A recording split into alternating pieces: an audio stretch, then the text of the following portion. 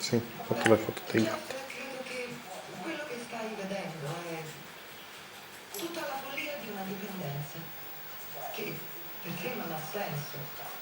Se lo avesse io non sarei qui e neanche quello saresti Aspetta. e parlare in maniera costruttiva e dici va bene, siamo arrivati qui, come lo sai?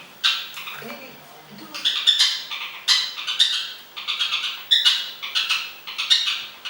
Sbagliato, l'ho guardato lontano.